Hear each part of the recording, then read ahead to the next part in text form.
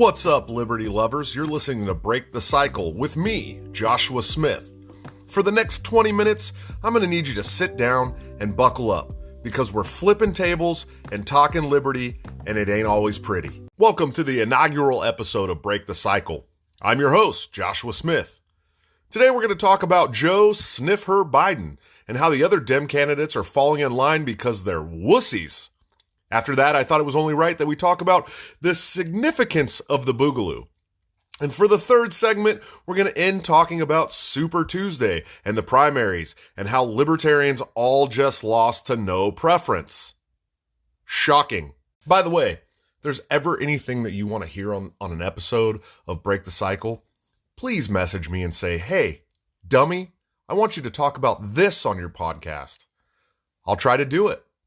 Maybe I won't know what I'm talking about, but I'll give it a go anyways. All right, guys, I'm going to do this podcast for you, but I am extremely, extremely sick.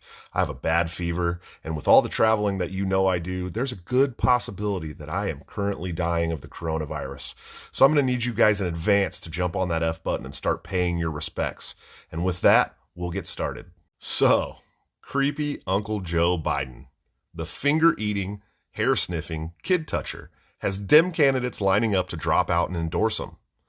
I'm, of course, watching this with shock and horror, but also with excitement because, one, the memes are gonna be fire, and two, it's gonna be a slaughter on national television. Mayor Pete would have been boring and astute in the debates, but the memes would have been, mids. And Klobuchar would have been, well, who the hell is Amy Klobuchar exactly? Who knows? I guess she's passed more legislation than anyone in office in Minnesota or maybe of all time or whatever, but let's be real. Klobuchar in a debate with Trump would be a snoozing yawn fest. One cannot doubt that someone either paid these people off or told them to fall in line in one way or another. I mean, Joe's had rallies where he couldn't even figure out where the crowd was, for God's sake. He can't remember basic references or stories. He typically trails off and for all intents and purposes may very well be being held up by two beach bums like Weekend at Bernie's. And this is coupled with the ridiculous amounts of video footage that show him being inappropriate with little girls. How on earth could any sane person think that he was the right human to have one of, if not the most powerful position on the planet? Is there some race for VP that these people have been promised? You have to imagine that it's quite possible that there is a dangling carrot of some sort. And we've said all these things without even mentioning the decades of policy that have his bloody hands all over it. In 2002, creepy Uncle Joe voted for a war in Iraq. I paid attention because I happened to be in the Gulf while that vote was taking place.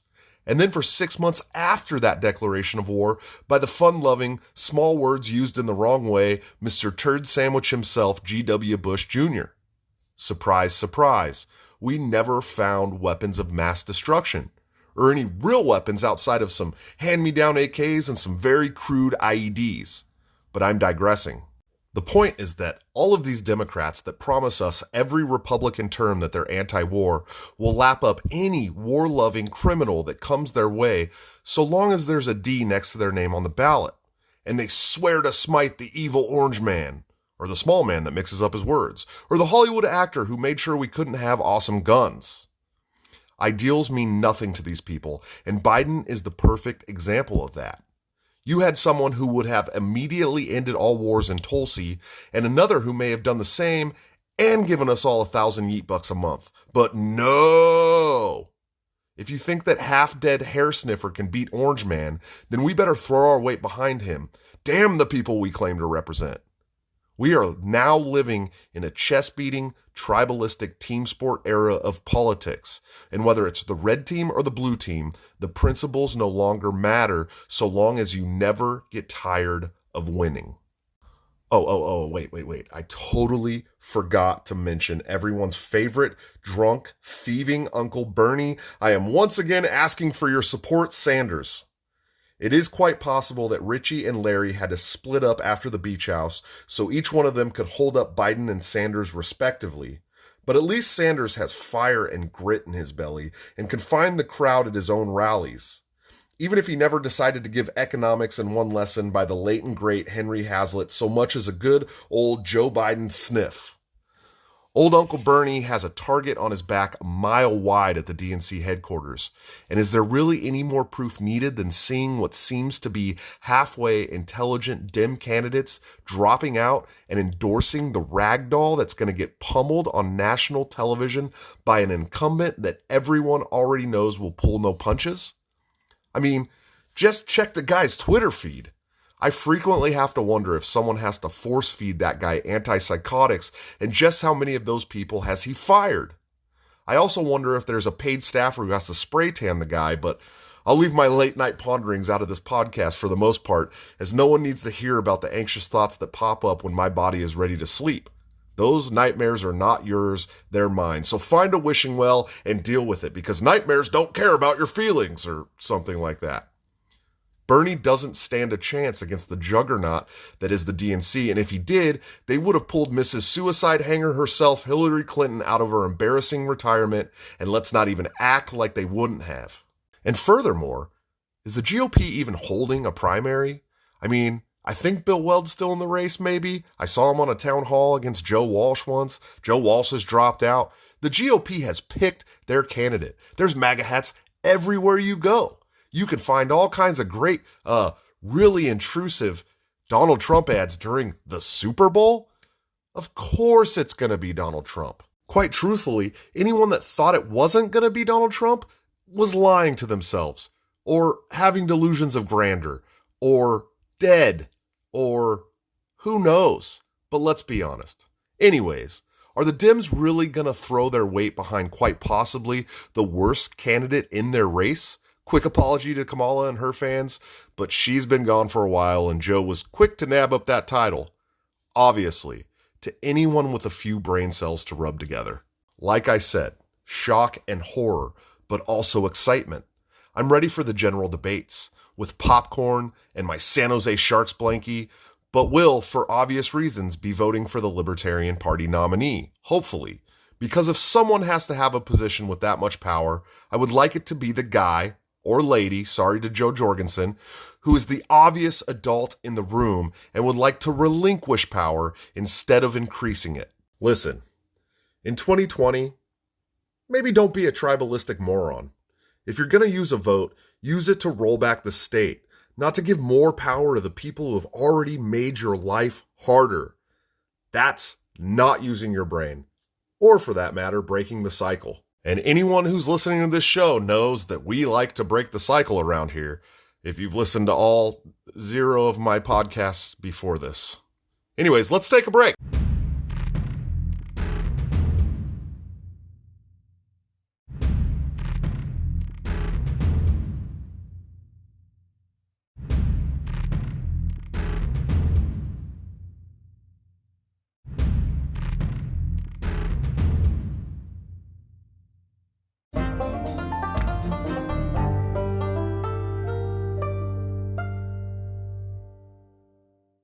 The Boog, the Boogaloo, the Big Igloo, and the Hawaiian Shirt Luau. Whatever you call it, there is an increasing support for anti-authoritarian speak taking over the national conversation. Well, of course there is. Have you seen the State of the Union? People are absolutely tired of this shit. Look, I was just in Iowa last weekend, and they're still locking people in cages for simple possession of CBD oil. Let me clarify this for the people with the blank expressions on their faces. I'm looking at you, California. People are still being arrested and having their lives ruined for a federally legalized, non-euphoric inducing plant oil that literally harms no one. Look, I still traveled to Iowa with mine. Come and get me, nerds! But I actually had to worry about this. If that doesn't make you want to throw on the best Hawaiian shirt you have that your grandparents probably brought you from their last trip to Maui, then honestly, I don't want to come to any of your parties. They probably suck. The trust in the state and their enforcers are at an all-time low, and they just can't seem to understand why. In fact, they seem to be ramping up policy and procedures that make more and more Americans distrust them. The Democrats think if they hide some social justice speak in their policy, everyone will be just fine with stop and frisk, while the Republicans basically live by the motto, the beatings will continue until morale improves. Both of these things can just take a flying leap. Why don't we try freedom? Just a thought. If you want to foster trust with your constituency, maybe you should think about, I don't know, not arresting them for a bunch of bullshit, not stealing their property, not fining them for stuff as little as collecting rainwater. Maybe set Ross Ulbricht and Julian Assange free, and pardon Snowden while you're at it. Stop spying on your own citizens. It literally costs $0 to not be an asshole. Maybe just start with that. Regardless of the matter, it's plain as day that people are opening up to the fact that the state is little more than a giant, organized crime family that only seeks to grow its power over our lives and give kickbacks to their rich friends while lining their own pockets. If you're looking for people that are in the 1% to be mad at, you should be mad at them. Every governmental policy that you believe is oppressing you and your friends was created by them. It wasn't created by some guy who owns several hardware stores or the heir to the empire of Dairy Queen. Capiche, little gommies? No. People are throwing on their Hawaiian shirts and making the most fire memes because they're tired of the thugs that seek to control us. Look, I have lots of doubt that the Boog will ever be more than a few cool pictures and a treasure trove of the best memes in maybe all of history and for all time. But regardless, it is fun to watch people wake up every day and realize that the state can no longer be trusted to rule over our lives. So here's to you, Boog boys. Keep those AKs oiled, the Hawaiian shirts pressed, and the memes on standby. We all thank you for your service.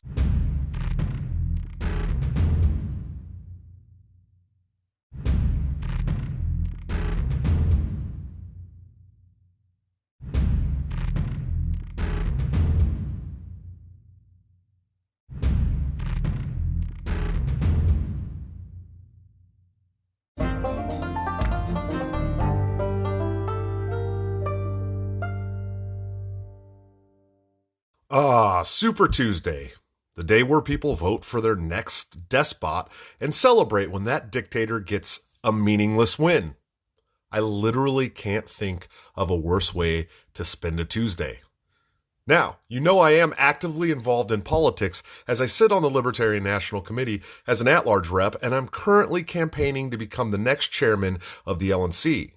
If you didn't know that, you're obviously new here. Thank you for checking us out. We appreciate you. If you did know that, I don't know if you're here because you hate me or you love me, but also thank you for being here. We appreciate you. Listen, I mostly despise politics, and especially politicians from the two old parties, and I consider myself more of an activist, but I was a bit excited about this Super Tuesday because several states had libertarians on the ballot, including states like North Carolina, where no preference beat out a strong candidate in Jacob Hornberger by almost 2,000 votes. And also states like Ohio, where registered libertarians voted for Kim Ruff. I love Kim, but Kim dropped out of the race more than a month ago. And John McAfee, who has done no campaigning outside of Coke and alcohol-fueled Twitter rants about whether or not Thai ladyboys are really women and having sex with literal whales. And once again, guess who won? No preference. This just shows me that we are not working hard enough. Listen, I know it's asking a lot of you guys to work with me here, as most libertarians hate politics, but come on, you registered libertarian. Please at least take the time to research the candidates. Look, we have the chance to affect public policy and push the window into a more free direction. I don't expect every single registered libertarian voter to get involved with party membership, but I do expect people who tout themselves as the smartest political philosophy to do just a little due diligence. How about it, guys? Let's get a bit more organized and not be quite the morons we call the two-party tax cattle.